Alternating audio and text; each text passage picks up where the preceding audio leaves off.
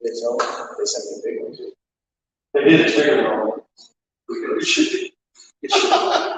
Hey guys, Chris Beshek, Rivers Springs Home Team here with the fourth day of my 12 days of Christmas. I'm not going to sing the song, but we're here at Belterra TaeKwonDo with John Park talking about learning Taekwondo, martial arts. Availability here, again, you know, my big things with 12 days of Christmas is to shop locally, do things locally, put your money where your butt lives, and there's nobody that's as local as John. So, John, thank you, sir. Appreciate it.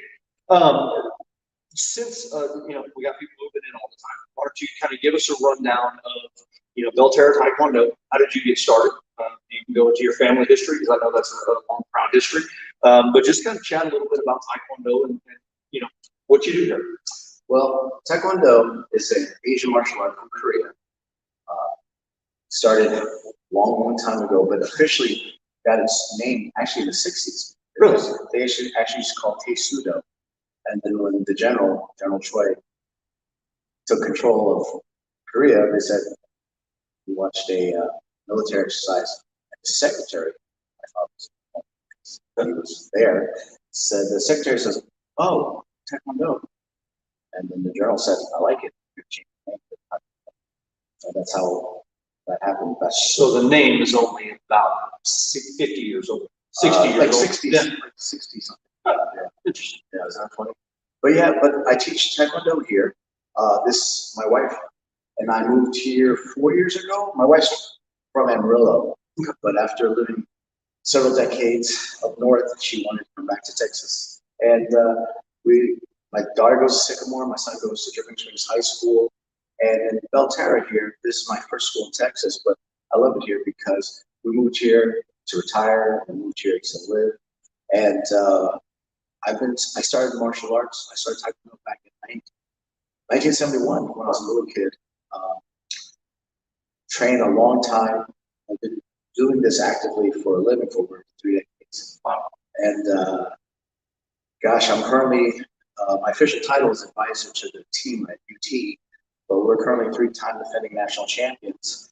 But here in Belterra, I teach children and adults. Let's say you have adults too. Yes, absolutely. A lot of adults and a lot of parents. But especially for the children, we teach them confidence, we teach them respect. But the biggest thing is what we teach discipline about how to respect each other first and on how to act. Because when they learn martial art, it's more than just punching and kicking. Right. We teach them how to be better people, better citizens. And I'm gonna be honest with you, I mean, everything that I do, they say, oh wow, martial art is great. And it's great. But for me personally, it's because as a Christian, I live according to how the Bible says you need to treat everybody. Right. And that's why it's just an extension, martial arts is an extension of that.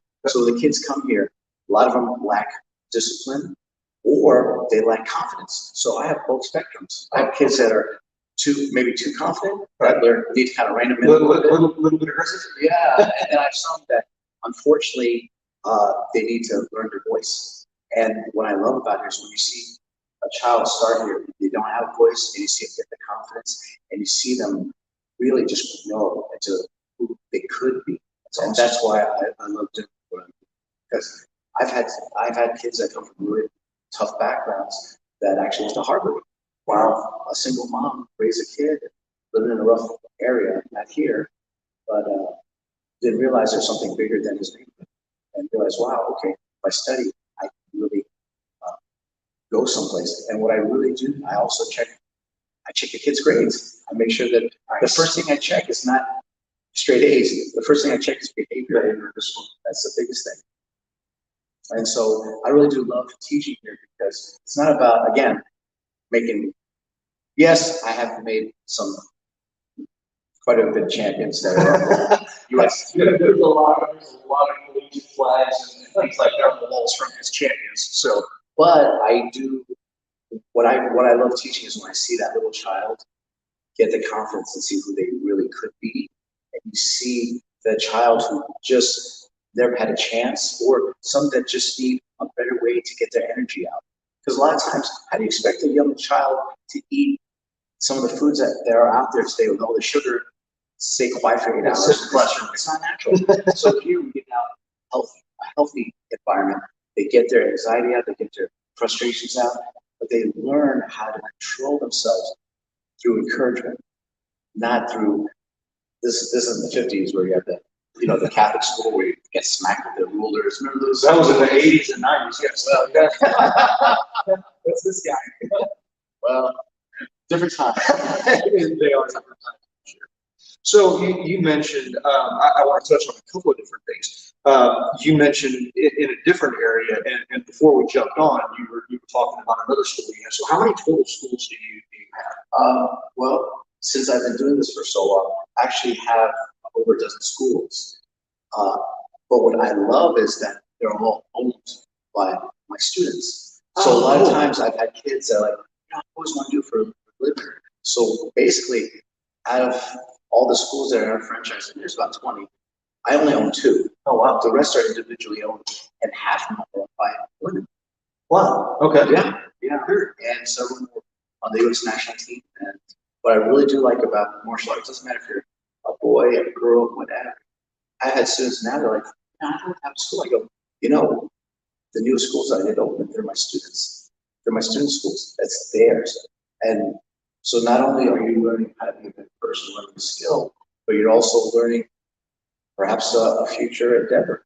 Because, listen, we all listed weights and did all these sort of things. But what happens after 20 years of that? You're still at the same level. With a martial art, you do get different belt levels. Constantly. The first row here, well, it's behind us, but the first row, first 3 black belts, second, third, a 4th degree, a 5th degree. And what I do like is, it's a progression. I've been doing this a long time. And well, the interesting thing, looking at the first and the second, well, and even the third, is the mix of ages. Again, yes. Going back to the difference in your students. That's yes. Cool. If you notice, I have a lot of boys, a lot of girls, a lot of women, and a lot of men also. So it really is everybody. The other thing that I was going to ask about is, and you mentioned a couple times, little kids. So how early can somebody start their kids with? We actually have a peewee class. I back in the 80s and 90s, I would not let anyone start until they're at least 8 or 9 years old. Okay. And then what happened is that everyone would come with a 5-year-old. They'd come back 3 years later, say he's ready. But I was like, why is he coming here with a uniform with a color? I was like, oh, we borrowed someplace else. And I was like, I can't take your child because basically wherever he came from, more than likely he's going to have bad basics, and he's not going to unlearn. Right. So I said it's probably better to go ahead and do the peewee. Yes, to stay where you. Oh, for them to stay. Go back to everything. Yeah, because I'd rather have some. Now I've had people from other places, and they did do well here, but I did have some that really had a hard time changing because once you're taught a certain way, especially if it's not natural, then your body had to learn it some the correct way, and then trying to get back. It's great that they do it now, but then when push comes to shove, you're tired, go back to your ways. So throughout the years, I slowly let the age drop a little bit because I was like, if they're gonna come to me anyway, let me start younger. So it used to be 5 years old. Then the past 10 years, 4-year-olds, and now even 3-year-olds. So I have a peewee class for even 3-year-olds. Now I don't take them all. Right. So it's not like he's 3. Unfortunately, I have to turn a lot away because it's not intelligence. Kids are just smart. Right. It's more they listen to me or really hide behind mom. And so it's more social skills at that point. Okay. But we had some children that were ready to start right away. Some had to come back after a few months and then they're able to start. So as young as almost 3 years old. Wow. But that's a peewee, but that's a special class. Right. It's not like a regular class. They do uniform. First thing they learn is yes, sir, no, sir. That's the biggest thing they learn. I said, so the first thing they learn and the hardest thing they learn. Can you say yes or no, sir? Because that's the basis of everything. Right. The instruction part, that's very cool. Really. If somebody is wanting to get involved, so I'm assuming you work on I just lost all of the words in my head. Contracts. Oh, memberships. Thank you. That's what I was trying to get to. So how do your memberships work? If somebody wanted to bring their kid or well, we have 3 different programs. Okay. I personally feel like if you're going to do something, you should finish what you start. Right. So we have a 1-year program that I think is great because, especially for adults and children, listen, If you're going to make your yes your yes, make a commitment. You start from this date. At least we know that you need to stick it out for a year. That'll help teach your character. For those that have experience, or they're like, listen, I did martial arts, or I want my kid to get a black belt because I know it's good for them. Which I think if everyone received their black belt, they'd be kinder people because they learn how to respect each other, but also they know how to control themselves. And because of the discipline in class, everyone that does martial arts, it helps with the grades. So we have a 3-year program, and that's our long term. So, but then there's some people that I'm just not sure. So we also have month to month. We're not sure. Try it. After you try it, all right, great. I'm gonna do the black belt. So I have people that start month to month, then they realize, I definitely want to do this for a year. Most people just, something, like, I know this is good for my kids. I've seen the change in them. And they just, let me just join them for the 3-year program. But it's up to the person. Okay. Very cool. What so what kind of a time commitment is this for folks, and and availability of classes and things like that?